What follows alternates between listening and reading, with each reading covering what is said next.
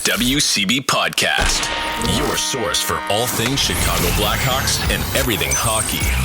With your host, Jarom and Tanner. Let's do it. Jarom and Tanner. All right, it's another edition of the WCB Podcast, a part of the Hockey Podcast Network, presented by DraftKings. It's Jarom, it's Tanner. What's up, bud? Life's good, man. The Hawk season's finally over. It was okay. It had its moments. Obviously watching Bedard was fantastic. And then now we got the best time of year. Stanley Cup Playoffs. NHL Playoffs, and they're kind of like how we talked about. Almost going as advertised. But we'll talk about that in a little bit. Hawk season, as you mentioned, is officially over, so we're just gonna get into a little bit of a season recap, give our impressions / surprises, good and bad, for the season. We're gonna talk about the exit interviews that took place on Saturday, give some 3 stars out for the entire season, and then we'll talk about NHL playoffs, and we'll keep this nice and sweet. So let's start with the Blackhawks season recap. In case you're living under a rock, they didn't do pretty good. They finished 31st in the league. Their final record, I literally just closed out 23, 53, and 6. There we go. 52 points. So that gives them the second best odds in the draft lottery, which we should find out here pretty soon when that's going to be. I believe it's usually like the first or second week of May. So lots on the line there. Definitely paying close attention to the Tampa Bay, Florida series, because Tampa gets knocked out. Our second first round pick, pretty good. Not too shabby. Pretty good. But yeah, so looking at the Hawks season, real quick, they finished with 178 goals for, which is good for 32nd in the league. The best thing though is goals against. Best thing is they 289, fourth worst in the league. Yeah, fourth worst in the league. So hey, they weren't the worst in something. Power play, pretty bad. Fifth worst in the league, but better than Buffalo and better than Pittsburgh, and then better than Columbus and Philly, which is really funny. Like, Pittsburgh is a team built for the power play. They have all power play guys. That the specialty is just going out there on the power play. Yeah. The penalty kill, 6th worst in the league. Better than nobody really notable. Oh, Islanders had the worst penalty kill in the league. That's actually kind of funny. And the second lowest shot per game average in the league at 26.3. San Jose Sharks were worse at 25.2, and they just barely undershot the Washington Capitals, who shot 26.5 shots per game on average this season. So yeah, bottom 10 a lot. Third worst in the league in faceoff percentage as well. I am surprised that number's not lower because of Bedard. Hey, that's something to work on. It's something to work on. But yeah, which I don't think he actually stated that he was going to work on it over the summer when they did their exit interviews. I remember, I didn't watch the whole thing, but like the beginning, the guy's like, "You're going to be working on things over the summer, like face-offs." And he doesn't really say he's going to be working on face-offs, but like he's like, "Oh, so like our face-offs like a main point of like what you're going to be doing." Do you think he even like acknowledges the fact that he needs to work on faceoffs, or do you think it's more of a like, you know what, it's going to come to me, I'm young, or does he have the impression that he might not be a center? I don't know. I feel like he's wants to be a center because like Crosby. I'm pretty sure Crosby was not too hot at the dot when he started. That's fair. Let's see. That's something to look up. But yeah, it's one of those things where it's like I knew we talked about how bad it was, and I'm like, it's gonna get going once it starts playing more, and it just never got better. No, he was pretty good at faceoffs right off the bat. Crosby was? Yeah. I don't even see a faceoff percentage for him at 18. Well, yeah, the two first, that's weird. 18 and 19, there's nothing listed on Hockey Reference. By his third year, he was at least 51%. Hey, you never know. His first year could have been shit, and then he could have been good after that because he really like hits the face-off gym. From the stats that are listed, since the first 2 years aren't up there, he's only been under 50% face-off wins once in his career. Yeah, that's pretty good. That was 16-17 when he was 29. He's a fucking freak, man. He's pretty good. He's pretty good at hockey. But yeah. And when exactly, I mean, did this season go exactly how you anticipated? Did it go worse? Did it, and exceed expectations? Like, what coming into the season versus where you are now? How were you feeling overall? Assessment? I don't know. I feel like it could be a surprising season, but then all those injuries happened, and like the Corey Perry thing happened, and it's kind of like, oh, okay, well, let's just get by. Yeah. Like I was excited for like the things that you couldn't expect, really, right? So like Vlasic having a really good year was really good. Though that is not like the most exciting thing to like watch every night because it's just solid defensive hockey and not like lighting the lamp or anything, but it's like something to look forward to in the future. It's not the sexy play. Yeah, it's not the sexy one. That's when Bedard does like the sexy stuff where he's like, picking the pocket against the guy on Florida and roofing it on Bobrovsky, and like you're like, oh fuck, it's like his first multi-point game, and you're like, oh my god, this is gonna be insane. Yeah, that kind of stuff was great. Yeah, there was a lot of hit and miss kind of things. Like weeks ago when we mentioned the fact that they had 2 back-to-back 7-goal games, and you're like, how does this team do that? And not only is it how does this team do that, it's because this team also had been shut out 12 times during the season. I believe it was actually ended up being 13. Was it 13? Yeah. So like such a very strange season. Yeah, not as fun more times than I would like, but it's okay. Wasn't expecting much. What about you? What do you think? 13 as of April 7th. So yeah, this is 13 times the Blackhawks have been shut out. It's pretty neat. Yeah, that was 9 times the previous year. So yeah, not a lot of offense. For me, I mean, this season it's weird because it's like it met expectations, but it also like I wasn't expecting much. I figured this was going to be what the season was gonna turn out to be, but it was still frustrating, as you mentioned, like some of the games and how they lost. Like, Yeah. well, I mean, you talk about like surprises like Vlasic being good. It's like Peter Mrazek coming out of nowhere, returning to form. If that guy wasn't on this team or if he was injured like he has been, the last like 4 or 5 years of his career, this is a completely different thing. We're talking about possibly 32nd place in the league.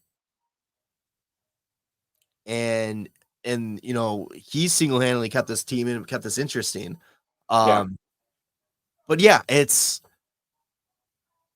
one of those that it's like it was rough and it's just ripping the Band-Aid off. You knew it was gonna have to be a bad season here to really get this rebuild going, and we ripped it off.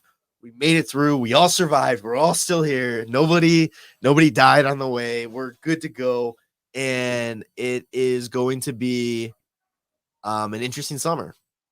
Yeah, I mean, first year without, or like first year officially without like Taves and Kane, right? So it's like the first year out of the whole Cup Dynasty era, and you can kind of see it as that's kind of the way it started with the Dynasty era teams too. Like, I think they had just missed the playoffs when they got Kaner. So the building is a little bit different because obviously we don't have like the Keith Seabrook like Taves in place when we already got the Kane comparison with Bedard. Yeah, but like those we might. They just Kane's drafted in 07 and then like Keith and Siebes were like 02, 03. Yeah. So it's not like we don't have anybody from like 5-6 years ago at this point that's like coming up in the ranks too. Yeah, that's fair. So it's a slow start. Obviously, like that'll happen because like you're still this is the bottom floor. This is where we're at. And so they even said in the like Davidson was saying, next year we have to be better. Like it doesn't mean playoffs, but not bottom 2-3 in the league. Might still be a lottery team sitting around 10 in the bottom of the league, but like even whoever placed in 10th this year probably, was close to playoffs at some point during the season, right? Let's see. So 10th was the Kraken. Yeah, at one point they were in a playoff spot. I mean, Calgary, back when Jersey. Edmonton was fucking floating around like in the bottom of the league. Yeah, I mean, Calgary, New Jersey, and Kraken were all still in the hunt. Mathematically, can't talk. Mathematically. Yeah. Within like, pretty late into the season, and they're 10-9-8. Yeah, if you can float up around that 80-point range next year, yeah. I mean, that's a huge boost. Now, that means we're gonna have to spend a little money. Yeah, I feel like they're gonna probably be sitting in like the high 70s in the points rather than like low 50s. So you're looking more at Montreal Canadiens, Ottawa Senators, Utah Hockey Club level. Utah Hockey Club, yeah, absolutely. I think it's gonna be really funny. I was thinking about this. Utah's gonna get first overall. Like, welcome to the league with a bang, first overall pick. Here's, oh my God, Arizona. You'd be like, what the fuck? Yeah, Arizona goes without a first overall pick for years while being terrible. Utah. Oh my God, that would be hilarious. That would be really like conspiracy theory there. It's like Batman is so pissed off that Arizona didn't work. Yeah. Well, like if he wanted it to work, if it wanted to be conspiracy theories about him wanting Arizona to work, he would have given them several firsts. Like he would have given McDavid to Arizona. Yeah, but giving them continuous opportunity after opportunity to be a franchise. Yeah. Anyway, so yeah, I mean, it really does depend on like the moves that they do make during this offseason, because whether bringing guys in that might be on not so good contracts but not like terrible players, which we've kind of cashed in on a couple times. Not so lucky this year when they were trying to do that, with guys like Bavillier. Yeah, and like but they brought like Magna in. I don't think he's on a bad contract, but like he was a waiver pickup. And same with like Stanford. Like we're just terrible with injuries. But yeah, I mean, that was desperation right there. Yeah. Let's see. Who is going to be like the biggest free agents? Steven Stamkos. That would be so good every time I look at it. Wait, Tanner, do you want the Hawks to go after Steven Stamkos this summer? A little bit. I mentioned that. There's stuff like I don't want them to go out and try and overpay for Sam Reinhart. That makes no sense though. Yeah, I know, but like, with like telling the fans like we want to get better. Like Sam Reinhart is like probably the best winger that's out there other than Stamkos. And then there's Gensel. Mantha doesn't have a deal yet. Okay. But I don't get Tyler Bertuzzi. Like, don't really need to bring Teravainen back. Like, I don't know. It's just the free agents that are going to be coming up. Like, none of them are like that impressive to me to be like, they have to go out and get this guy other than Steven Stamkos. What about Jake Gensel? I don't know. Like, I'm sure he's good on a good team. I don't think he's a guy that's going to drive the play. Like he got to like factor in on a lot of goals being in Pittsburgh with, Malkin and Crosby as the center. But he's doing really good in Carolina without Crosby. That was one thing that people were like. That's true. It's just Carolina's also a way better just full team. Like the Hawks don't have the full squad, right? Like he's going to be somebody that's going to be looked at to make a lot more offense on his own. What about Brandon Montour? What? Oh, Brandon Montour? Yeah. No, we don't need another high-paid right-handed defenseman. Coach just asked our group chat. That's why I threw it out there. Oh, is that what he said? Yeah, unless they like move on from Seth Jones, there's no way that they need to do that. I think they're gonna. I still think he's gonna. KD's gonna get creative with trades. Yeah. Well, I mean, we'll talk a little bit more about what they could do with the exit interviews from what some of the players were saying and all that. Honestly, looking at it again, I'm sorry to interrupt, but Jonathan Marchessault could be somebody that you can get like on a cheaper 1-2 year deal because he's 33. Unless he's like looking to like, get paid less to stay with Vegas or like a cup contender. But if he wants to get paid a little bit more for a shorter contract, I'm sure the Hawks can toss one. Yeah, I mean, I also wouldn't hate Teravainen on the right deal. I just think he's soft. I don't know. I wish they would trade for Seth Jarvis. Yeah, that would be nice. But yeah, I mean, so we talked about impressions on the season in general. How about some surprises? You mentioned Vlasic being a big one. Vlasic. Bedard still, I would say, still a surprise too, because like you knew he was going to be good, but we just didn't know like how great it was going to be. So like towards the end of the season, I think he kind of, I don't know if he was just like, I'm over it. Like we're out. Like there's a few games left. I just don't want to get hurt. But there wasn't so much magic happening at that point. But man, when he is going, damn, it's fucking scary. Realistic, non-biased overall grade for his rookie season. B+. Okay, I was not expecting that. Yeah, I just I think he played really well. There's just some times in games where I was like, he just looks frustrated. He's getting in his own head. Plus, like missing time sucks. Yeah, but I don't know if that helped him too to miss the time, because when he came back, he was on fire. Yeah, I was gonna say at least maybe an A- at least. Like, there's close enough. Yeah, I mean his defensive game.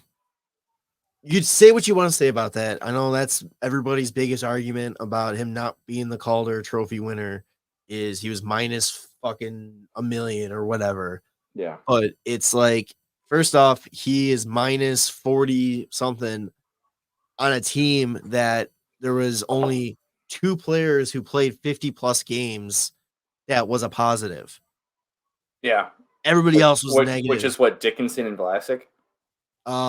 Joey Anderson. So actually 3. Joey Anderson's up there, so it was 3 players. Oh, is it? Wait, I don't know. Was Vlasic a plus player? No, was he minus 4? He was minus 4, yeah. That's what it was. Yeah, so it's Joey Anderson was plus 5 and Dickinson was plus 4. That's pretty fucking impressive still. Like Vlasic is only a minus 4. For the minutes he played, he averaged over 21 minutes, I think, this season. Seth Jones really benefit from that too, because he's only a minus 15 playing alongside Vlasic, because he went from minus 38 last year to a minus 15 this year. How about this? Vlasic was only a minus 4 playing with Seth Jones. Yeah. Well, I mean, they play well together. They do. Was a nice they thing too. complement That's each other. what you could say is like a nice surprise. Seth Jones finished the year really well, statistically. Like putting him like 7 of his 8 goals in like a month. That's 2 seasons in a row that the second half of the season, Seth Jones has played phenomenal hockey. Yeah. So we need to figure out how to make second half Seth Jones appear in the first half. And and mentor first half Seth Jones and get on the same level a little bit here. Yeah. Because that's the difference maker. You get that. People are still going to complain about his contract and all that kind of stuff, but if he can play consistently, even 90% of how he finished the year to start, you hear a lot of those complaints go out the window, I think. Yeah. Yeah. Philip Khrushchev, nice surprise. Yes. Had a good season. I'm very interested to see how he comes out next year, and if he ends up playing with somebody other than Bedard next season. I think that might be a good test to see, if it was legit or not. Yeah, that'd be good. I'm trying to look at Jason Dickinson, really nice surprise. Nick Foligno, I think the nice surprise about Foligno is the fact that he's such a leader, and we didn't know. Exactly what I've written down here. The short period of time that we got to see Landon Slackert and Frank Nazar, that was. I love the way that Nazar plays because damn, that kid's gonna be sick with Bedard. Just driving the play, he looks so confident and comfortable already. And then Slacker's just going balls out with that Dickinson line. I really think he could be the Taves to Bedard's Kane. I know we talk we can't compare the two, but it's you have to compare it in some forms of the role going forward. And Nazar gives us a really good look at a nice 1-2 punch up the middle there. Yeah. What else? Talking about young guys that really stepped up and was a nice surprise is showing how good the future is. Del Mastro coming up, looking pretty well. Wyatt Kaiser played well in his his 2 stints up with the team and just was the odd man out when it came to Connor Murphy being ready to return to the lineup.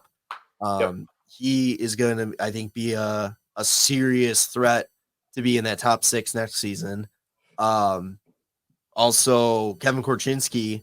His progress throughout the year, just you can tell, he's getting more confident, getting into corners, battling in front of the net, where he was a lot more timid doing those things at the beginning of the year. So, yeah, his progress showed a lot of doing momentum. Doing that as a 19-year-old too. Right. If Bedard wasn't on this team and he was the young guy coming in, there would be a lot more talk about him performing as well as he did at 19. But since Bedard's on the team, they're remember when first fucking game they both go for the rookie lap? It's Connor Bedard and someone else joins them. It's oh wow. Thanks ESPN. Here's that guy ruining Connor Bedard's moment while he's doing his rookie lap. Yeah, how dumb. How dumb. Rude. There's something else. And I'll say it too, Reichel. I mean, he falls in the good and bad surprises. Bad because you know what? I really anticipated him taking that next step, really moving into a position of hey, I'm a big part of this offense going forward.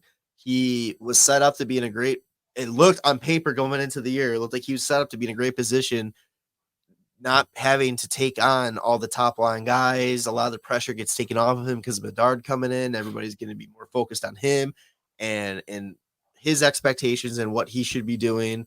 So Reichel's going to be able to fly on the radar a little bit. And then, of course, we all know the season he's had where it was a huge disappointment in terms of what we wanted as fans.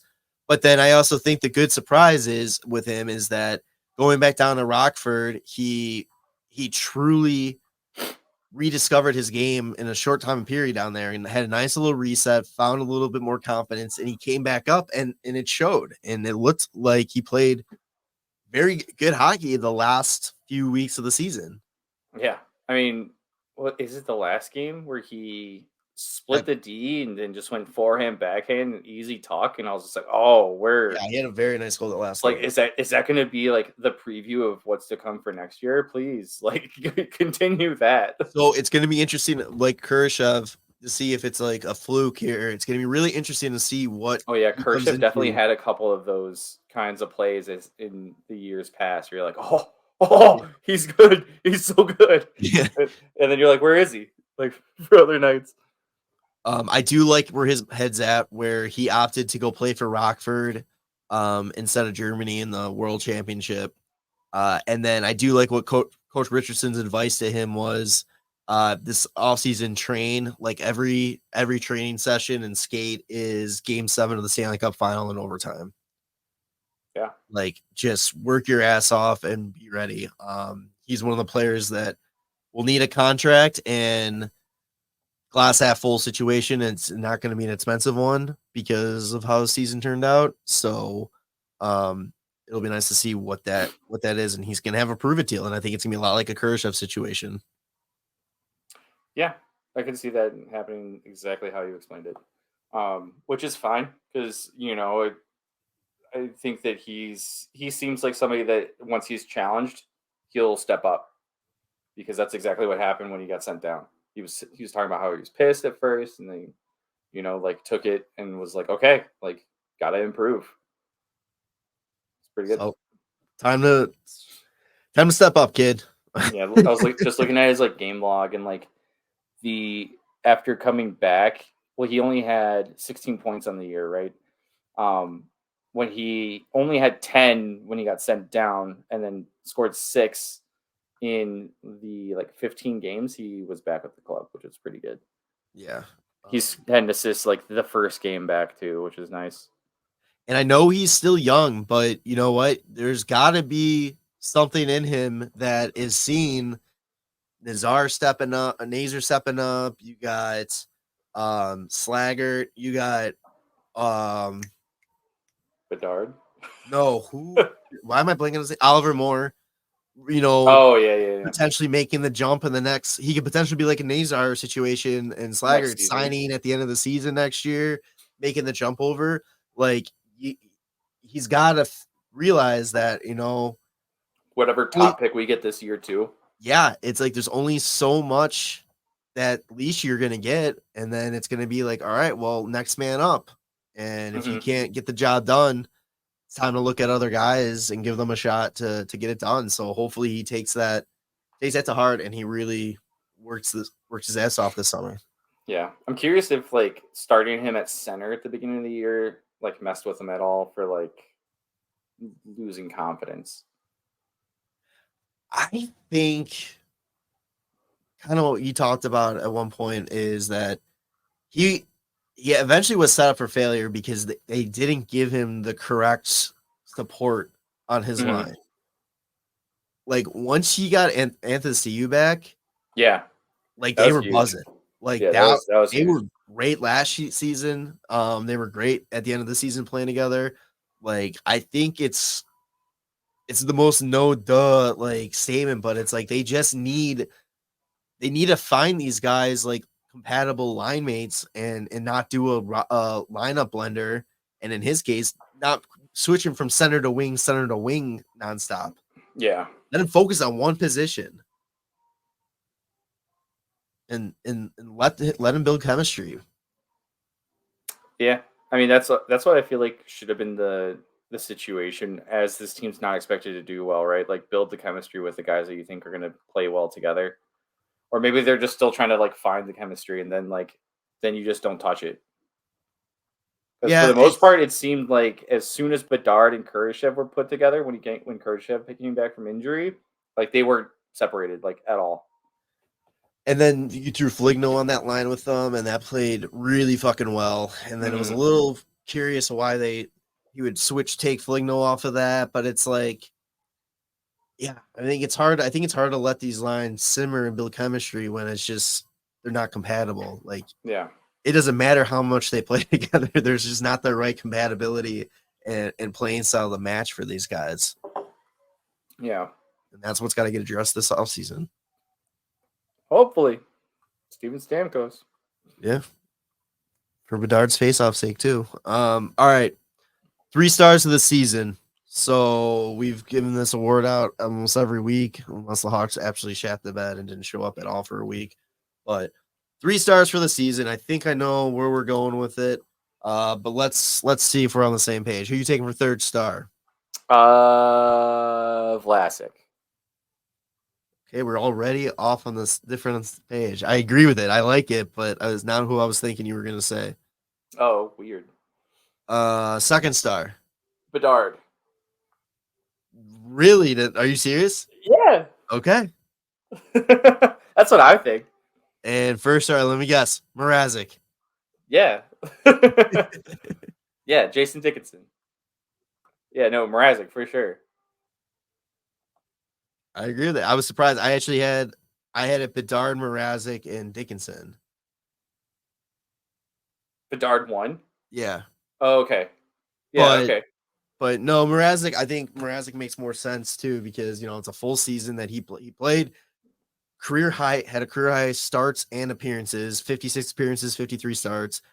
He, like you've said, every single week he's on any other team, he's top 10, like in wins and everything. Like, yeah, no, he definitely. Oh yeah, there's several times where like he was in the top 10 in save percentage, and every other goalie in the top 10 had all W's, and then he was the only one without a single win. Just be like, what the fuck is happening? Yeah, I mean there were some games that like blows his like save percentage a little bit, but to play as well as he did, you to say this, you basically would have to watch the games and not look at his like actual stats because he played incredible. He was the reason that they stayed in so many games, and yeah, I think he just deserved to get more recognition. He's fucking awesome this year. Definitely agree. All right, let's talk about the exit interviews here a little bit. Quick, like little takeaways from it. Tyler Johnson essentially said goodbye to Chicago. Yeah, he wants to go play for a contender again. He's gonna probably have to take a very, very big hit in salary cap and probably be okay with that. The health bomb every once in a while. Colin Black, he'll be a good third liner on a contender. I don't know. I wasn't. It's hard for me to make a judgment on him because I honestly forgot he's on this team like 90% of the time. What, he's gonna end up in Colorado. End up in Vegas somehow. Maybe. Colin Blackwell doesn't know where the team's direction's going, but he's a pending UFA and he would love to come back. Doesn't know where the team's direction's going. I mean, it's not going down. No, I think he means in terms of like where he fits in this team. Where he stands. Yeah, where he sits going forward. He does want to be on this team and he would love to stay in Chicago, but there hasn't been any talks with him yet. Vlasic, RFA, wants to stay long term, hometown kid. Why wouldn't you? Yeah. How long are you comfortable? What contract are you comfortable giving him? Coming off of one full season. Oh, I think 8 years would be great, but I think for what would make sense on his end is probably like a 4-year deal. But what Davidson probably wants to work out is probably like 3 or less. Yeah, because he's come out saying that he doesn't want to do long-term contracts right now. But I know. I think it's got to be more than 2. I think it's got to be that 3 to 4 range because I don't think he wants to sign. Yeah, Vlasic, Korchinski, Bedard, and Nazer, and all these guys at the same time. I think if you're showing a commitment to like the guys that you want to be on this team for the future, like he's one of them.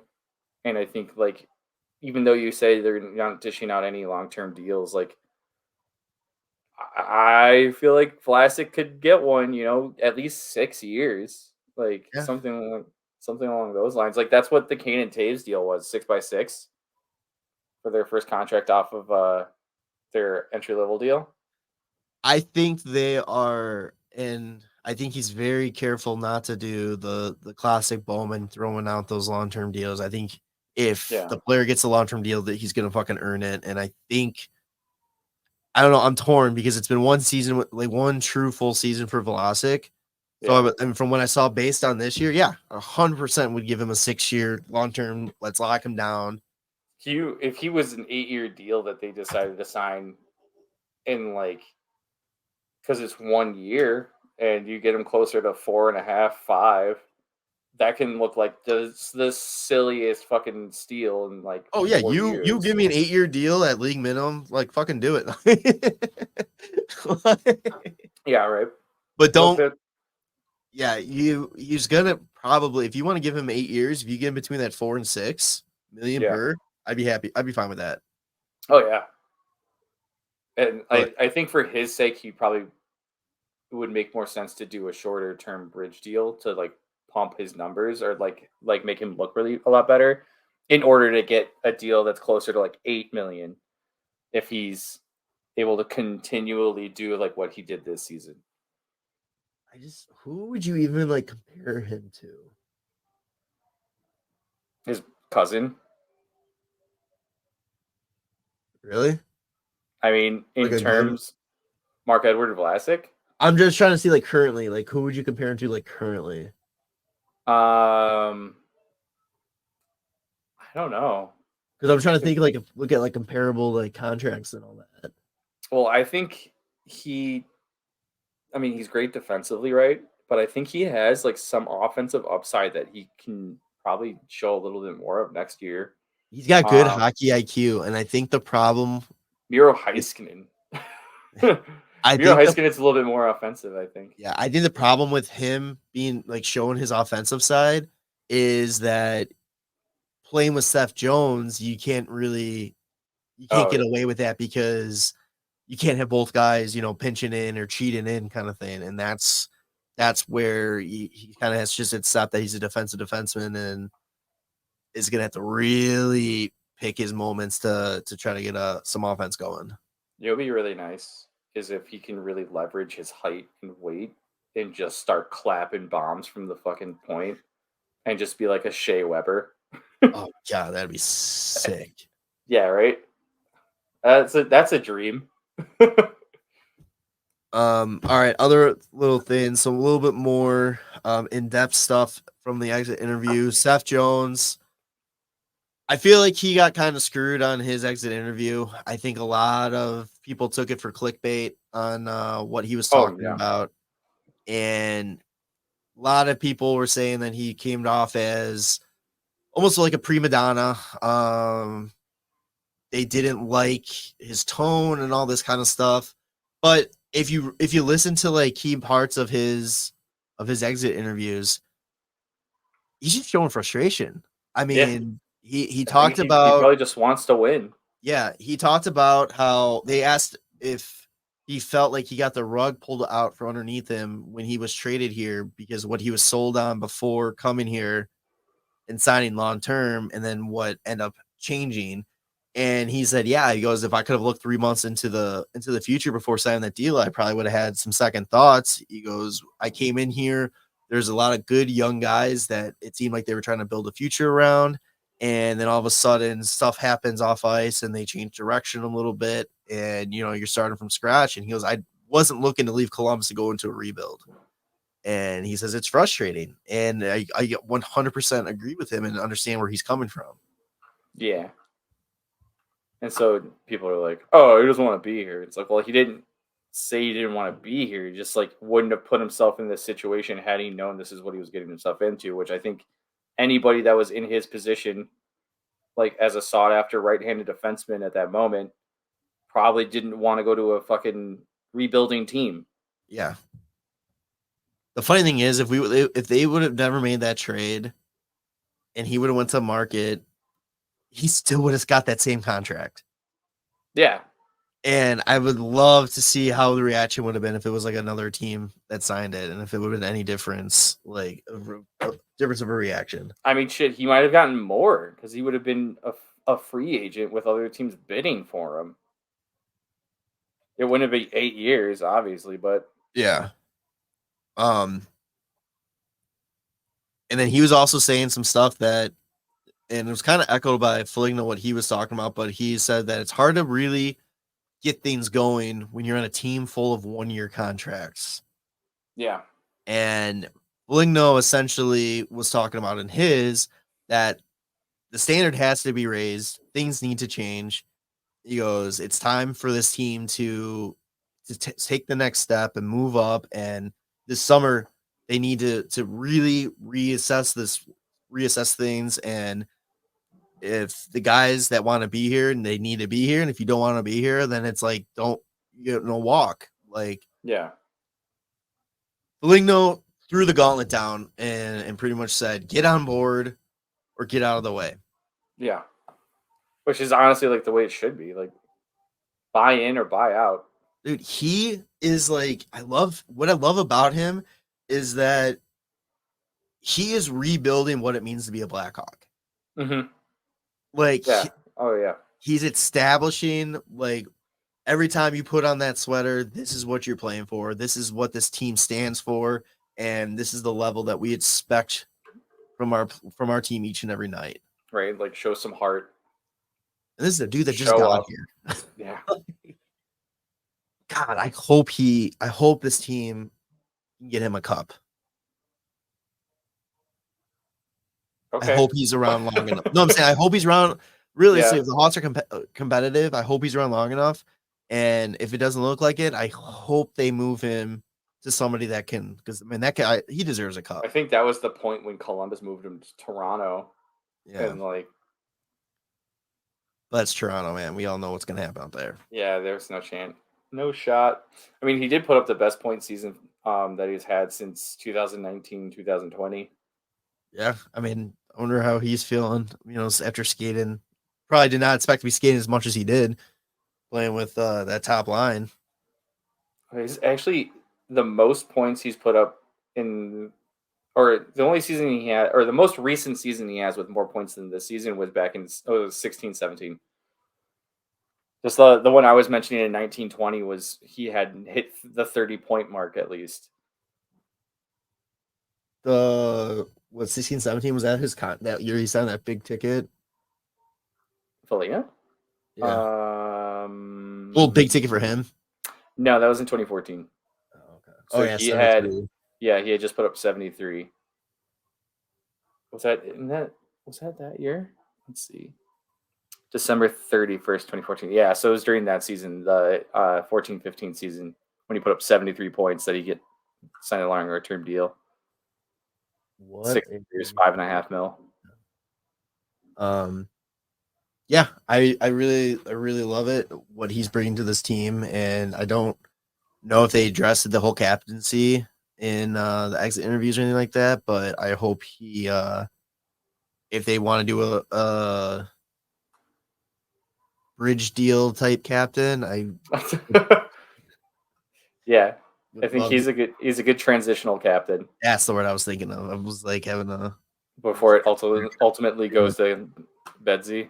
Yeah. Other thing too, Coach Richardson, I mean, pretty much says the same stuff throughout the whole season as he was saying. One thing he says that he wants to try different there is that he wants to have shorter, more intense practices next season to hopefully prevent the slow starts, so these guys are well rested, ready to go, and no excuses to be coming out flat.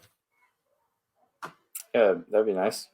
And then the main event of the SRE was Kyle Davidson. We already talked about a little bit about how he believes this team's ready to take the next step. He's not saying playoff intentions are there because this is the best league in the world with the best players, and it's hard to go from 52 points to putting up, playoff contending numbers. But this team has to be at another level. The standard has to be better. And he believes that they're in the position to start doing that. He also was asked about the draft, and he says that no matter where they are picking come June, they're taking the best available player that's on the board. Nice. So it doesn't sound like a the draft lottery might be, I saw at some point, first weekend of May, maybe. Ooh, Cinco de Mayo draft lottery. Yeah, that sounded like a Monday, or on Sunday, but yeah, it's on a Sunday.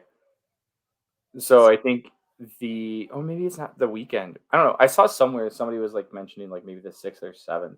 So it might be like a Monday or Tuesday. I think last time it was on a Monday. Was it? 2023.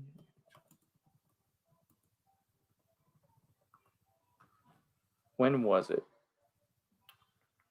May 8th on a Monday. Yeah, you're right. Yeah. So, okay. So if it's consistent, yeah, we might be getting the draft lottery first Monday on the 6th of May. Unless I just did this draft simulator or draft lottery simulator in New Jersey moved up to number 1. That's not happening. They don't have Taylor Hall anymore.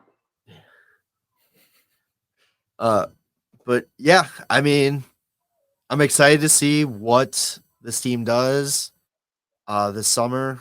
We're gonna talk more about who we think's coming back. What's up? I did the draft lottery thing too, and Utah first overall. Told you. Really? Yeah, it's so good. Can't wait till that actually happens. It's gonna be so funny. Hey, it took me 5 times, but the Hawks #1. Let's go. But yeah, we'll talk more, going into, the off season about, who on the team we want to see back, who we think's coming back, projected players to target and free agency and all that. But yeah, we just want to do a nice little recap this episode about the season. And if you are still on the Hawks bandwagon here and ready to move forward with us, like, let's fucking go, because it's coming, man. 2 years, 3 years, like, that's right on par with what we were saying initially. And yeah, I mean, it's an exciting time. Might not feel like it given where they finished, but it's a very exciting time for this team. Yeah, I feel like if next year we're at this point and we're still in like near last place, then you can start being like, this is a disappointment so far. But we knew this year was going to be this. Yeah, 100%. Real quick, NHL talk. Unless you got anything else for the Hawks. Oh yeah, real quick Hawks. Yeah. So far, only 3 players confirmed playing in the World Championship this summer. Connor Bedard, Kurashev, and Mrazek. And Kurashev and Bedard were talking to the media and said that their only goal in the World Championship is to score on Peter Mrazek. So, yeah, gotta love it. Let's see how well that works out. All right, NHL talk. Well, let's just touch base real quick on the playoffs. Yeah. Any series standing out to you?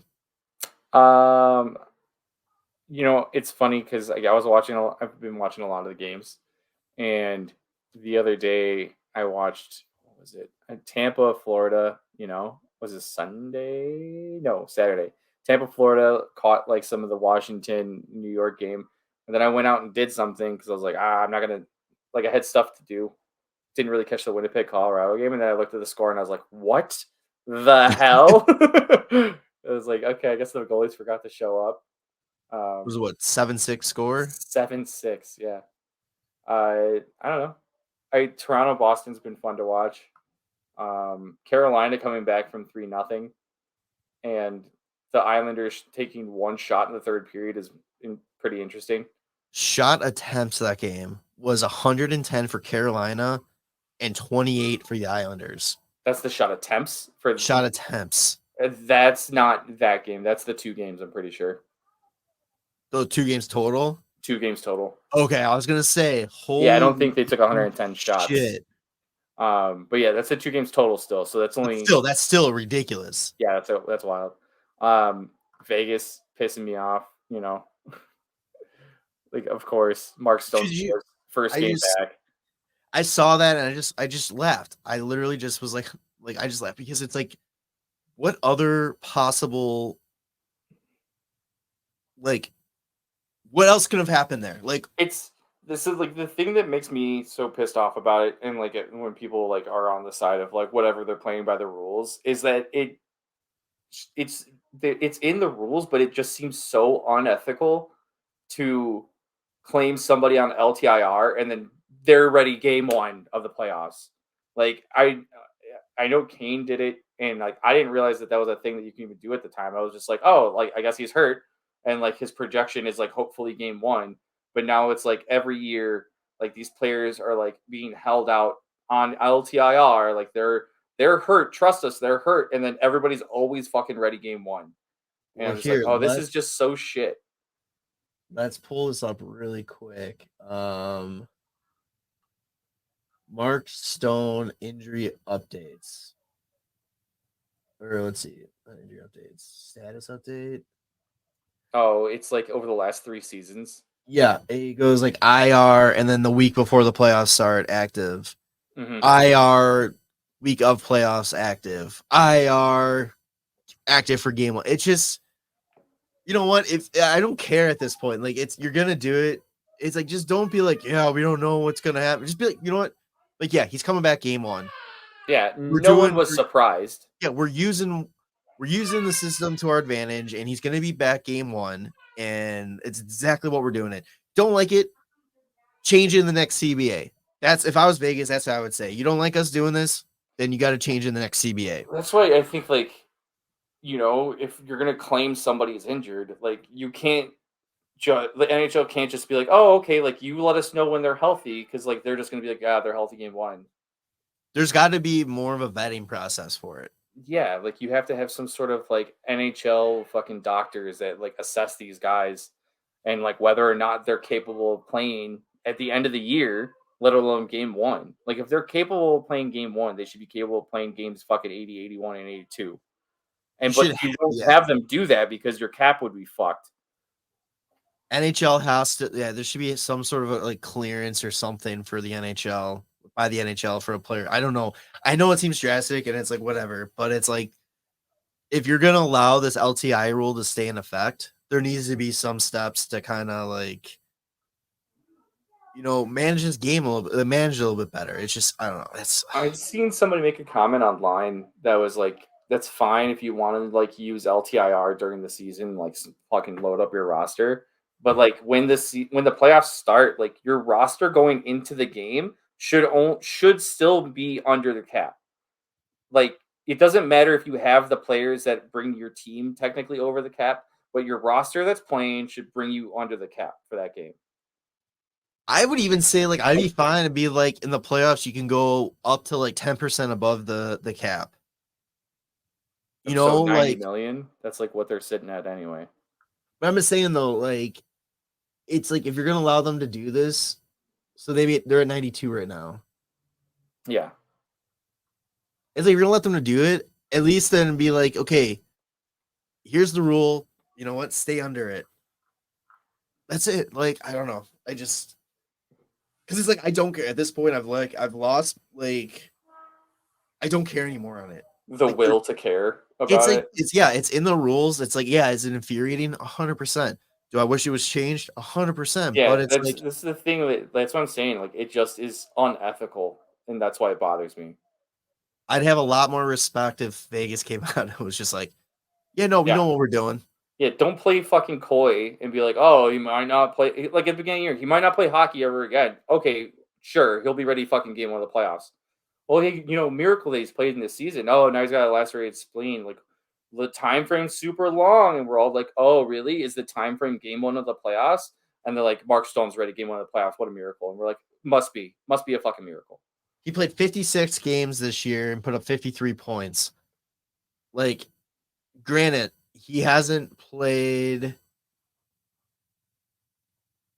He's only played more than 80 games. Actually, it was only 80 games once, and it was 14, 15. 80, 75, 71, 58, 59, 18. Like 18, 59. That's when he was traded. 65, 55, 37, 43, 56. Yeah, it's just a bullshit. Oh, I don't know if he's going to play again. And then boom. Yeah, game 1. It's like, fuck off. Just be. You're going to be unethical. And fucking own it. Yeah. Like, that's it. Do the thing. Just say, like, hey, like, he's hurt and we're not going to activate him until playoffs no matter what. Yeah. Okay. He's out for the season, but he's going to play in the playoffs. Didn't Tampa say that with Kucherov? When he didn't play at the beginning of the year. It was the beginning of the year. They're like, he's going to be out for the year, but he'll be ready game 1. Yeah. So it's like, and everybody's like, what? Do that? Sorry, what? Speaking of Tampa, I was just looking at their team on Cap Friendly. They don't have a pick this year until the 5th round. I know. I love it. They are hurting, man. Their whole draft picks don't matter theory is going to catch up to them very fucking quick. That's all right. It's fine. Yeah. Other early news in the playoffs. Thatcher Demko out for game 2, possibly out for the series. Yep. Questionable for the rest of the series. Yeah, that sucks for Vancouver. I was kind of pulling for them a little bit. Boston, Toronto, the whole Willie Nylander situation. It's just possible game 3. It's so bizarre, like what's going on with him. It's the anti-LTIR situation. Yeah, plays the whole year, and then he's out game 1. Yeah, and 2. Yeah, and game 2. That series stat 1-1. Yeah, so far, I mean, the only game I really watch is Florida Tampa. That's been on while we're recording, and from what I've seen, Tampa's been Florida's a problem. Yeah. Holy shit, they're looking good, and I'm pulling for them. Let's go. All right. Anything else? No. 272. It's, you can say it's the end of year wrap up, or I mean that's the main thing, right? So it's not like I don't say as exit interview. Yeah. It's not, I was gonna say something about, like, you know, Mark Stone being a miracle worker, but it's okay. You know how, like, in Space Jam, you know how, like, in Space Jam, like, they have Michael Jordan's secret stuff, and it's just bottled water. Same thing. They just give Mark Stone a bottle of water. Game 82 is over. They're like, here, Mark. Here's your secret stuff, and then he's like, "Oh, I feel so much better. Ready for game 1." Isn't those they're giving those shots that Kessler said gave him Crohn's disease and ended his career? The pain medications shots. Oh, the one they're probably coming straight out of Russia. Yeah. So, all right, episode 272. Make sure to follow us on your favorite podcast feeds, Spotify, YouTube, or Spotify, Apple Podcasts, the big 2. Subscribe to the YouTube channel, DraftKings promo code THPN, and all social media at WCB Podcast. And yeah, we'll see you on the next one. All right, later, boys. Bye. Thanks for listening to the WCB Podcast. Be sure to subscribe wherever you heard this podcast. To connect with Jarom and Tanner, check out the boys at WCB Podcast on all social media. We'll see you next time.